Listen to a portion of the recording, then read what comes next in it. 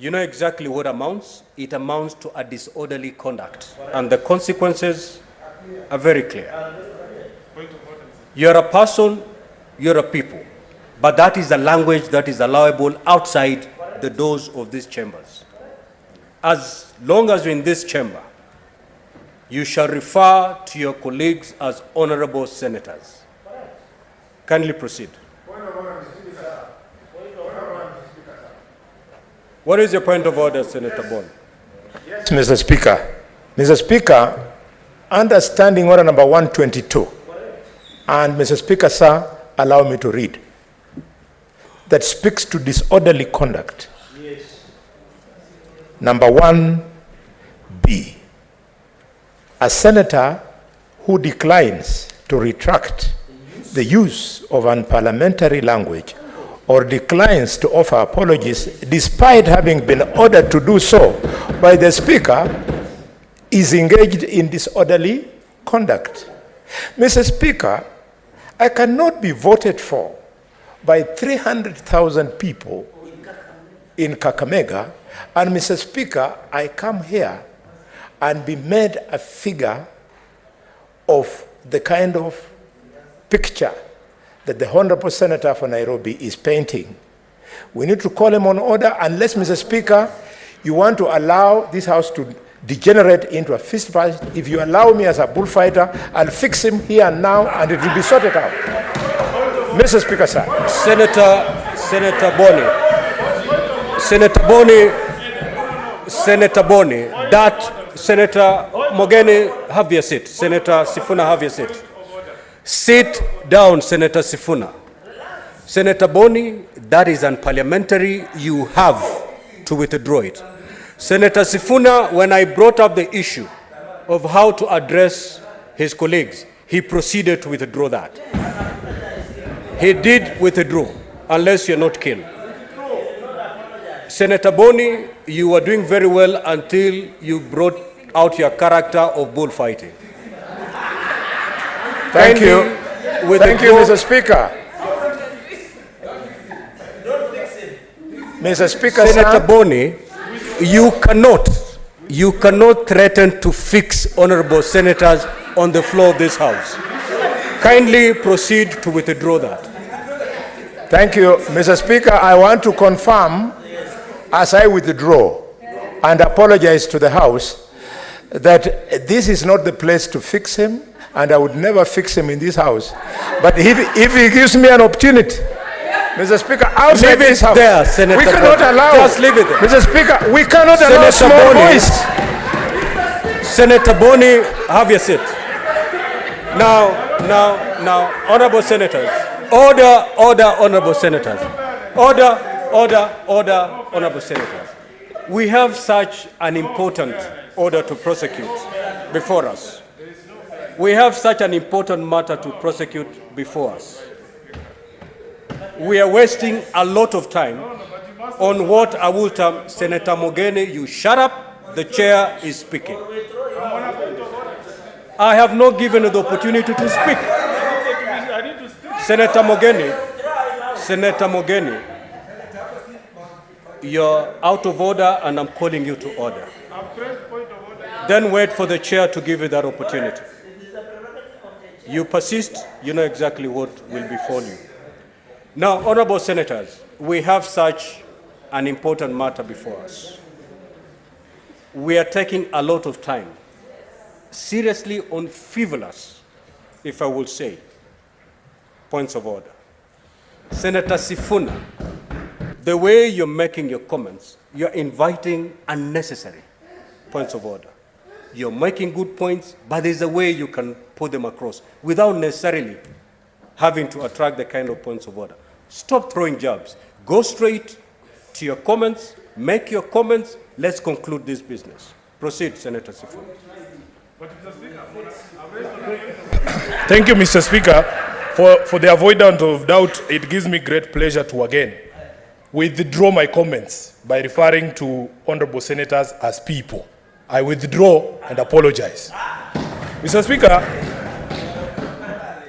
Speaker, what I want to make clear is that there is no point in us having a conversation in this particular house or debate in this house if we offend people's sensibilities, even when we are within the rules. Then we cannot have a debate because some people are uncomfortable when history is revisited. But let history judge all of us. I have no problem with that. The point that I was making, Mr. Speaker, is that all these lamentations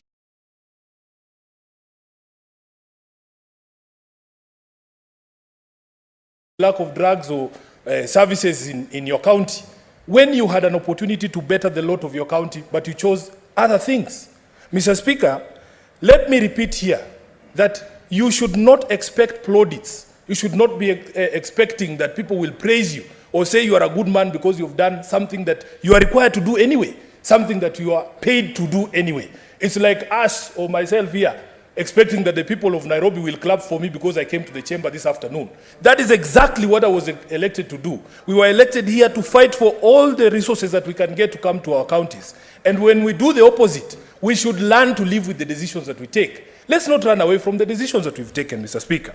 Mr. Speaker, here in Nairobi, we have issues that need to be addressed. And I just want to touch on some of them. Just this financial year, last financial year, Nairobi County was opening its first ICU. The entire Nairobi County did not have ICU beds, Mr. Speaker. We need resources for us to expand the facilities at Mama Lucy. And I have spoken to the question of timely disbursement of resources. The schedule here has two components. It has an amount and it also has a date. It is our expectation going forward, because this is a concern that has been expressed even by the committee itself. If you look at page 6 of the report, that the delays in disbursement to counties negatively impact the operations and service delivery as well as priority funding. Our governor here has set upon an ambitious plan of feeding kids in school, and it is costing us as a county about 800 million shillings per year. And Mr. Speaker, that is just for a fraction of the school-going children, because this amount that he is using for this particular program is only for the kids in public schools. A large majority, a large proportion of the students in Nairobi are not in public schools. They are in what we call semi-formal schools. And we would want an opportunity that this program expands. In fact, there's people who've gone to court to say it is discriminatory for you to have such a program to benefit only people in public schools, yet a vast majority of the students are not in those particular schools. They are in non-formal schools. Mr. Speaker, we have county playgrounds here in Nairobi. We have a lot of talent. Just like I was saying earlier to you, I was at Moi Forces Academy this afternoon for the Kenya Primary Sports Association Games to determine the team that will represent Nairobi in the national games in Kisumu. There is a lot of talent in Nairobi, but we don't even have proper playing grounds. If you go to Camp Toyoyo, a pitch that was built a few years ago, it used to host all the games that were being played pale mtaani. But Mr. Speaker, if you look at the playing surface right now, it is in such bad shape that we need all the resources we can get for us to be able to provide proper facilities. The governor, out of the money that the county is receiving this particular year, has set aside about 500 million shillings for the refurbishment of City Stadium. And the shame of this country, I have seen people going around saying, we're going to bid to host African Cup of Nations, I don't know which year it is. You know for a fact you are lying to Kenyans. You don't have the facilities to do these things. If Kenyans elected truthful leaders who kept their word, we would be enjoying the 6th stadium that we were promised in 2013. But right now, we are just wallowing in this miasma, people lying to us that we're going to host continental games when every Kenyan knows it is not going to happen. Mr. Speaker, out of my experience in the Parliamentary Accounts Committee, Mr. Speaker. Senator Sifuna. Yes. Would you wish to be informed by... Absolutely never. Absolutely never. Mr. Speaker, one of the things we experienced in the Parliamentary Accounts Committee, when we had a conversation... What is the point of order, Senator Cherargei?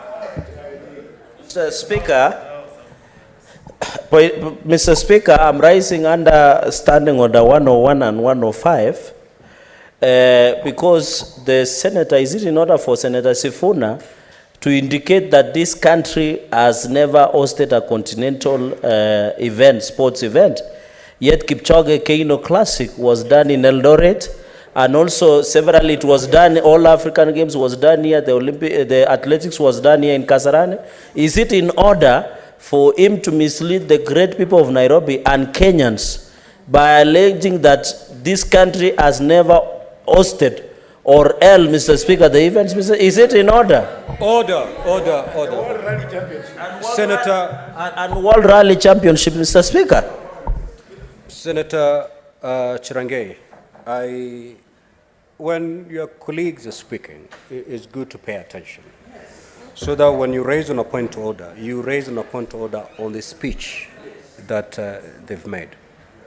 I do not see how your point of order is warranted as far as the speech by Senator Sifuna is saying.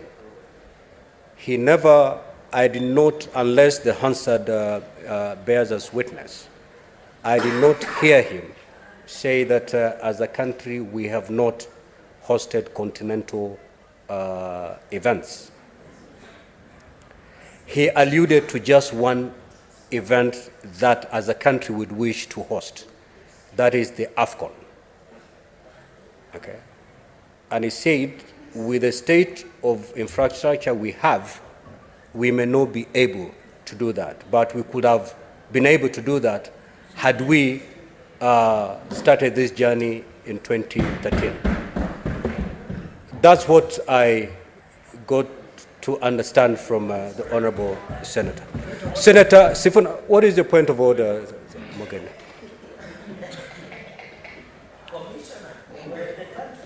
Mr. Speaker, Senator Cherargei is one of my closest friends in this House. And he's a Senator Mogeni. He's a colleague. Whom are you trying to call to order? He's a colleague whom I respect. Senator Mogeni. Yes. When you stand on a point of I'm order, rising under. Whom are you trying to call to order? Because the senator on the floor is Senator Sifuna. Yes. I'm raising under standing order. Is that the senator you are calling to order? Yes. Senator Sifuna. He's out of order. According to you. No. I was raising on a point of order. When Senator Cherargei was on the floor. He was on a point of order. You cannot do that. So, Senator Mogeni, kindly take your seat. Kindly. Senator Sifuna. Mr. Speaker, with the great respect, I think I'm going to break the record as the senator who is interrupted the most on this particular floor. And I understand the fear and trepidation that I strike in the hearts of some of these just people. proceed to make your comment. But, Mr. Speaker, please, I need the protection of the chair. I have protected you enough. Mr. Speaker, I don't even know. If you engage the chair directly, I have called you to conclude your comments. What more protection do you need? The direction I wanted is how much time I have left, Mr. Speaker, given all sorts of interruptions that have gone since Just proceed. The chair will protect you. Proceed. I need guidance so that I can be able to see how many minutes? 5 minutes, Senator. Yes. I think that is enough to impart wisdom and knowledge, Mr. Speaker. I want to make two final points, Mr. Speaker.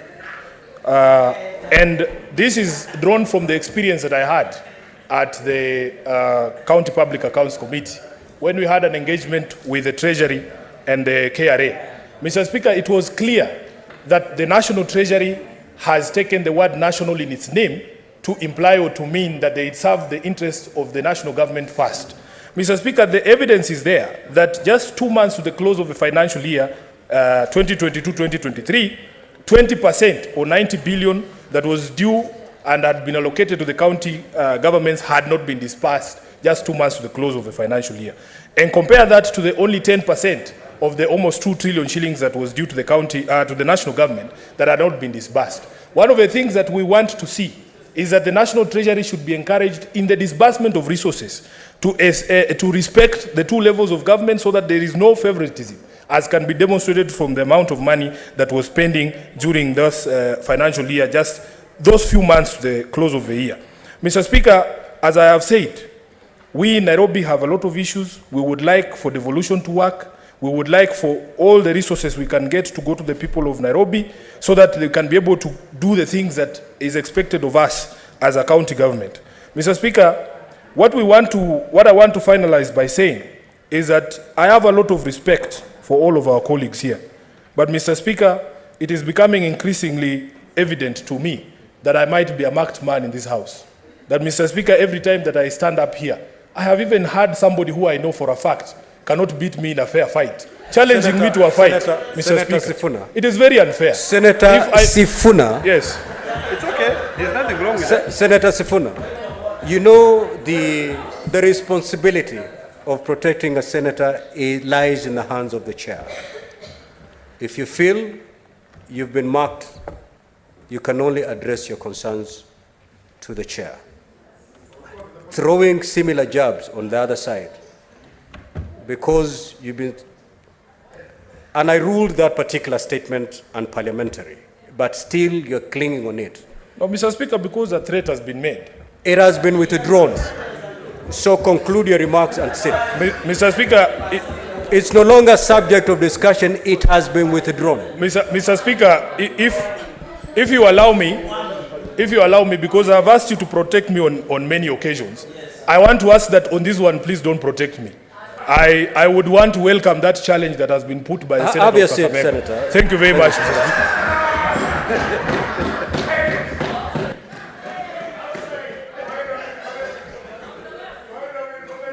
Senator, honorable senators, Senator Sifuna, you know, you've alluded to the fact that you're the senator who attracts the most points of order. And you remember when you're contributing, I cautioned you, asked you the way you're contributing may either open yourself to these points of order or it may insulate you from these points of order. Your parting shot clearly is unparliamentary and uncalled for because you're responding to a statement that is no longer part of the record of the Senate. It has been